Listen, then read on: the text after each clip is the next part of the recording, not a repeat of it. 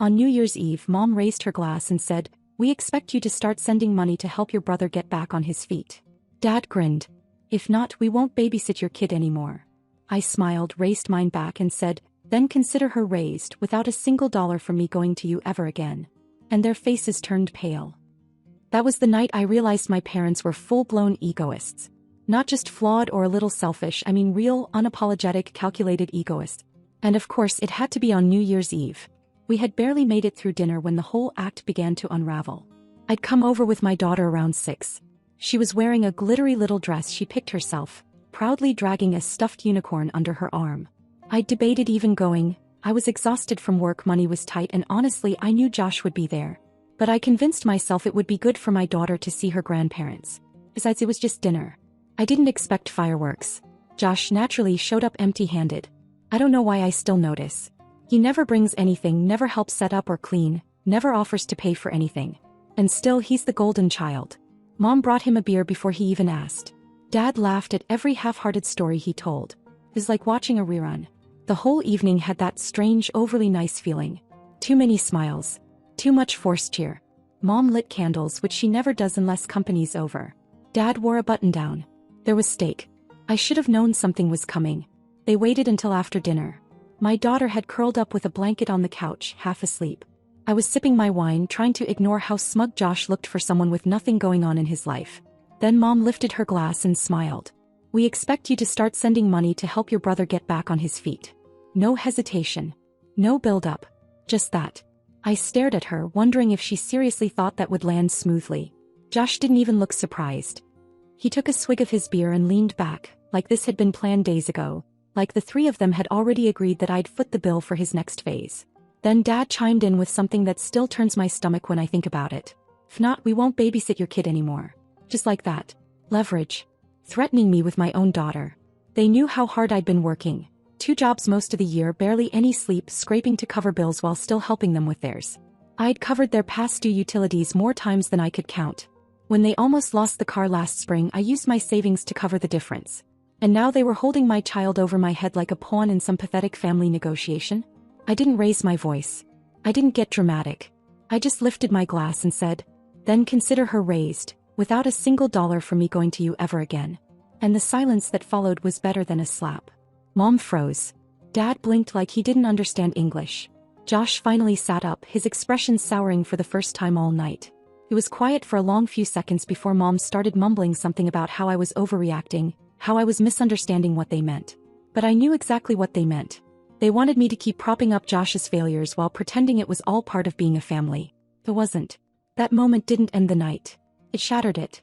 What came after, the yelling, the insults, the way my daughter woke up startled and scared from all the noise, that was the breaking point. But the real ending started with that toast.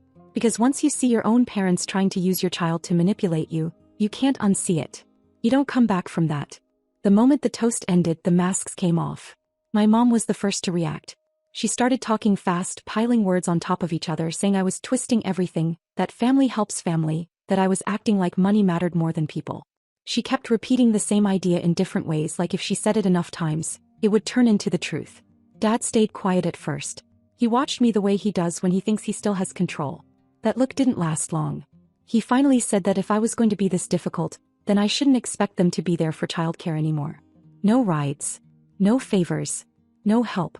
He made it sound like a punishment he'd been saving. Josh took that as his cue. He leaned forward and started listing all the ways his life was harder than mine.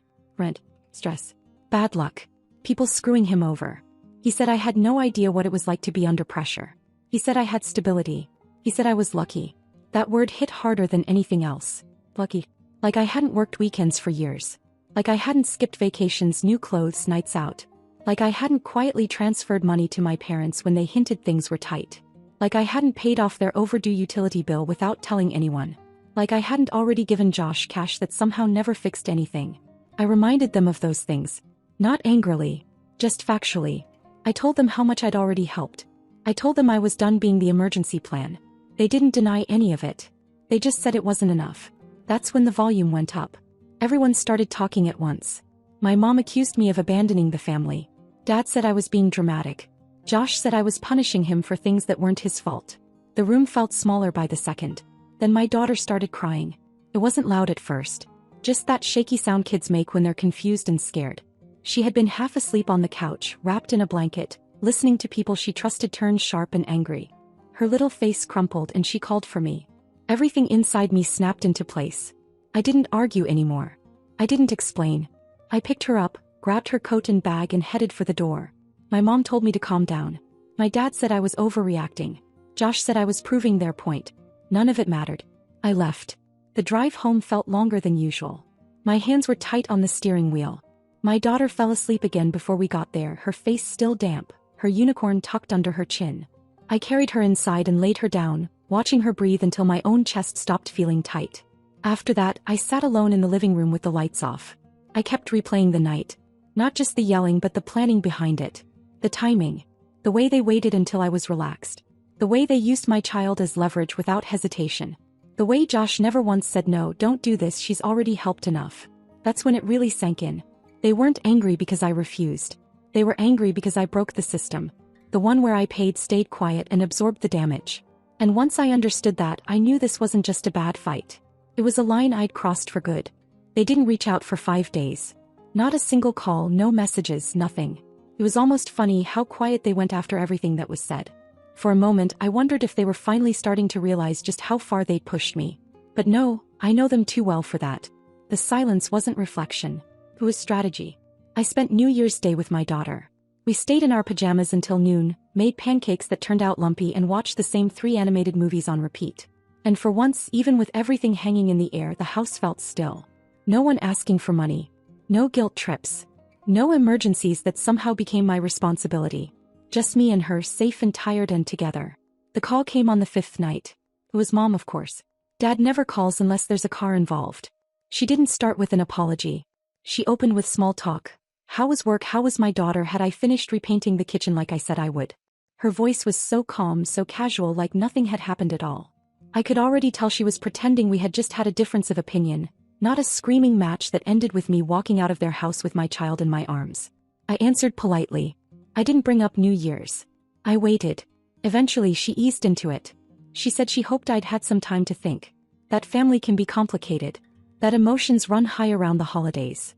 That sometimes things are said that shouldn't be taken so seriously. She said Dad felt bad about what he said, which was laughable since Dad never feels bad unless someone tells him to.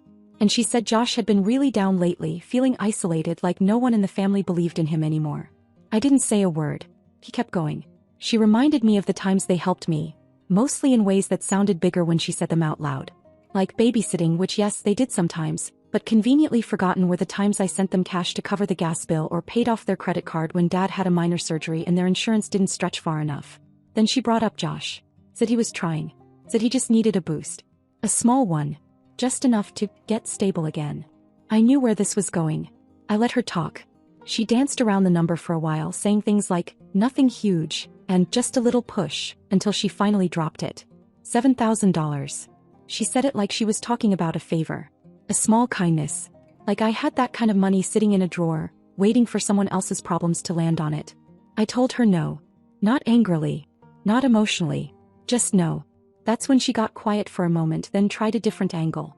She said maybe it didn't have to be a full $7,000. Maybe just part of it. Maybe I could look into a loan or use some of my tax return when it came in.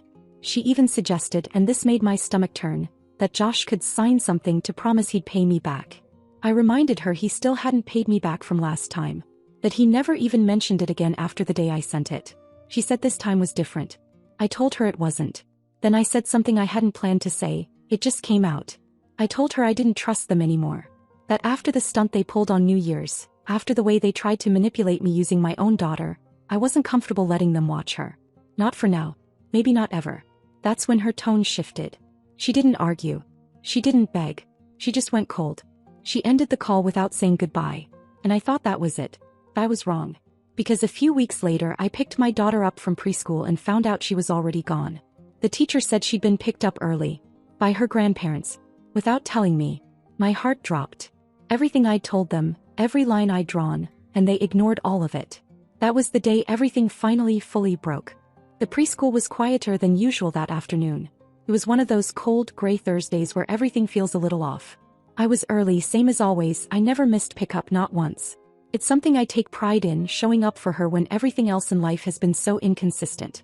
I signed in, smiled at the assistant teacher who barely looked up, and waited near the door to the playroom. After a minute or two, she came back out and said something that didn't register at first. She said my daughter had already been picked up. I didn't move.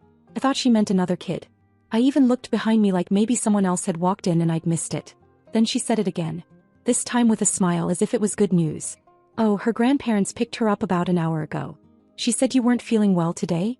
That's when the blood in my body drained to my feet. I didn't say anything at first. I just stared at her, and I think she realized something was wrong. She quickly added that they were on the approved pickup list. Everything was fine, they even brought a snack in a car seat. She said my daughter seemed happy. I felt like my knees might give out. That pickup list, I hadn't thought about it in months. I added my parents' names back when they were still helping before everything exploded. And I forgot to remove them. I left without another word, walked straight to my car, sat inside with the door open for a second, then slammed it shut and pulled out of the lot. My hands were shaking so badly that I missed the street turn on the first try. I called my mom straight to voicemail. Then my dad, same thing. I tried again. And again. Nothing. My heart was thudding in a way that made my vision feel sharp around the edges. I wasn't supposed to let myself get overwhelmed like this. I'd had a warning from my doctor last fall, but there was no way to stop it. My child was gone and no one told me. Finally, I called Josh. He picked up on the third ring, chewing something loudly into the phone. Yeah, Mom has her. Relax. She just wanted to see her. You're being weird. That sentence. You're being weird. I didn't say a word. I hung up and drove straight to my parents' house. Every mile felt like an hour. My mind ran through every possible version of what I'd walk into. What if they weren't home? What if they had taken her somewhere else? What if she was crying, asking where I was? But when I pulled into the driveway, all 3 cars were parked outside. I jumped out and went straight in, no knocking. My daughter was on the floor in the living room, surrounded by blocks and toys I hadn't seen since she was a baby. She looked up, smiled, and ran to me like it was the best part of her day. I picked her up, held her close, and whispered that everything was okay now. Behind me, my mom launched right into it. She said I was being ridiculous, that it was just a visit, that they missed her, that they were trying to make things right and didn't know how else to reach me. I asked her why she didn't call. She said she was afraid I wouldn't let them see her. So instead of asking, she took. That's when my dad chimed in, said I was being hostile and that this didn't have to be a war, that I was turning something simple into a crisis. And then Josh, standing in the kitchen eating something out of a bag like he had nothing to do with this, said maybe none of this would have happened if I just acted like part of the family. I felt something burn in the back of my throat. I told them they had absolutely no right, that what they did wasn't just wrong, it was dangerous. They took my child without permission, against clear boundaries, and justified it because they didn't like being told no. My mom, still standing there with that injured expression she wears when things don't go her way, said she just wanted her granddaughter to know they loved her. She said they only kept her for 2 hours, that they were planning to bring her back before I even noticed. And then, as if we were just circling back to a casual topic, she brought up the money again. She said they weren't trying to pressure me, but things had gotten worse. Josh was in real trouble now. Creditors were calling the house. His car might get repossessed. She said they were only asking for help because it was truly necessary this time. Just $7,000 and it would all go away. I told her she was unbelievable. She said she understood I was mad, but maybe, just maybe, I could find a way to meet in the middle. Maybe half. $3,500. It would buy them time. Help him breathe. Show that I hadn't completely turned my back on them. I told her no. She asked again. I told her if she ever picked up my daughter without telling me again, she wouldn't see either of us ever again. She said I was making threats. I said I was making a promise. I walked out of that house with my daughter in my arms. I didn't buckle her in right away. I just held her there in the backseat while she looked up at me, asking if we were going home now. Yeah, we were. But not the same home as before. That night, I deleted every saved number from their contact. I called the school and removed every name except mine from the pickup list. I changed the code on her daycare release form. I closed every door I hadn't realized was still open. They didn't steal her for love. They did it to remind me that they could. And they wouldn't do it again. Things got quiet after I walked out of their house with my daughter. Not peaceful quiet, tense, heavy, waiting for a storm quiet. The kind you feel in your chest even when everything looks calm. First I thought they might try to call. Try to show up. Maybe my dad would come by with that performative, let's just talk routine. Or my mom would show up at my door pretending she brought something for my daughter. Muffins, a toy, anything to soften me up. But nothing came. They disappeared. It had been 3 weeks when I found the envelope. No return address. Just my name and home address, handwritten in a way that made my stomach turn before I even opened it. Inside was a single sheet of white paper, no greeting, no signature, just this. We understand. But please, just this once. $3,500. That's all we're asking. You don't have to speak to him. Help him. Help us. I didn't move for a full minute. My coffee sat next to me, untouched, going cold. I wasn't surprised, but it still made me feel sick. After everything, the manipulation, the threats, taking my child without permission, they still thought I owed them something. Still thought the door was open even after I slammed it shut. They weren't asking for forgiveness. They weren't apologizing. They were testing the boundary. That night, after I put my daughter to sleep, I sat at the kitchen table in silence with that letter. Not angry, not emotional. Just tired. Bone deep tired. And I made a decision I didn't expect to make. I wrote the check. $3,500. No note.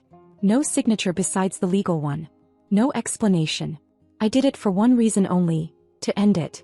That number had been floating in the air for weeks like some cursed ransom. I knew if I didn't pay it, they'd keep pushing. Keep trying other ways. Another letter. A knock on the door. Some emotional performance at her preschool or my workplace. I couldn't stomach the idea that they might try again to reach my daughter to get to me. So I mailed it.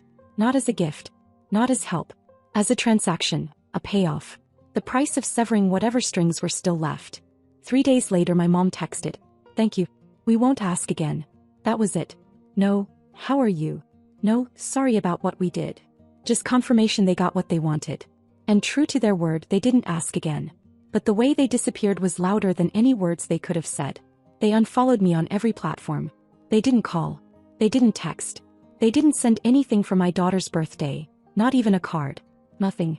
It was like we stopped existing to them once the money arrived. I thought I'd feel free. But what I felt was more complicated than that. Like part of me finally understood something I'd been refusing to see for years. That they never saw me as a daughter. I was a resource. A line of credit they didn't have to repay. And now that line was closed. I started walking my daughter to school every day. Changed my emergency contacts. Made sure I had the legal paperwork in place that said no one but me could make decisions for her. I even looked into moving neighborhoods. Something farther away. Somewhere they wouldn't find reasons to swing by. And I stopped talking about them. To anyone. I didn't explain. I didn't defend. Because there's no clean way to tell people your parents used your child to pressure you for money, and when you said no, they punished you with silence. There was one more thing though. About a month later, I got a voicemail from a number I didn't recognize. It was a woman. Someone from my mom's church, apparently. She said she was reaching out because Sandra's parents were really hurting, and asked if I'd consider starting the healing process. She said she'd be praying for me. I blocked the number. Healing didn't start with a prayer or a favor. It started the moment I realized they weren't family in the way family is supposed to be. They were people I was born to, not people I owed. And even after I paid their final price, they still didn't get it. Because they thought I was weak for walking away. But what they didn't realize, what they'll never understand, is that walking away was the strongest thing I've ever done. Months went by. No calls. No voicemails. No letters shoved under my door or left in my mailbox with vague threats dressed up as concern. It was like they'd been surgically removed from my life, clean and quiet. I thought maybe it would feel unnatural, like something was missing, but it didn't. It felt like breathing normally after holding my breath for years. My daughter was doing better too. I could see it in the way she slept through the night again. In the way she stopped asking if grandma was coming over and then slowly stopped asking about them at all. Kids notice more than we think. She had sensed the tension before I even understood it was a pattern, not a phase. The last time I saw my parents was at the grocery store. It was almost cinematic. I was walking through the produce aisle with my daughter sitting in the cart, pointing out bananas and trying to reach for grapes, when I saw my mom near the avocados. She saw us at the exact same moment. Her body froze, like she wasn't sure if she should wave or pretend we weren't real. I didn't stop. I didn't wave. I didn't give her the chance to try whatever speech she'd probably rehearsed in her head. I turned down another aisle, abandoned my cart, and walked straight out the front door with my daughter in my arms. That was the first and last time I had to physically leave a space because of them. A few weeks later, I got a card in the mail. Not from my parents, from Josh. A cheap, flimsy card you could buy at a gas station. Inside, scrawled in his weird handwriting, was this: "No hard feelings. Thanks for helping when you did. Maybe one day we'll be good again. Take care." That was it. No apology. No ownership. Just vague closure from a brother who treated me like an ATM with boundaries. I stood there for a second holding the card, thinking maybe I should feel something bigger. Sadness. Nostalgia. But I didn't. I felt nothing. Not numb, not cold. Just done. That was the unexpected part. I thought there would be a long grieving period. That I'd wrestle with guilt or spend nights wondering if I made the right call. But I didn't. Because once I stopped trying to make them into something they weren't, a real family, the hurt stopped having anywhere to land.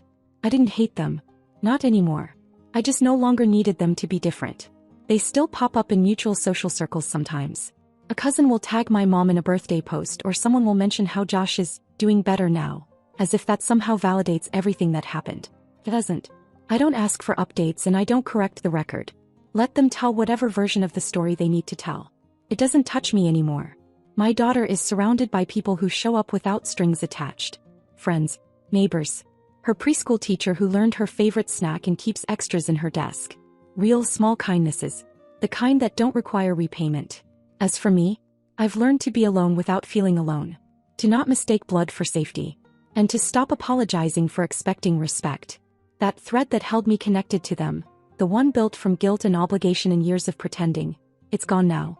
Not because I cut it in rage, but as I stopped holding on. The update. It's been a year now. No contact. No emergencies.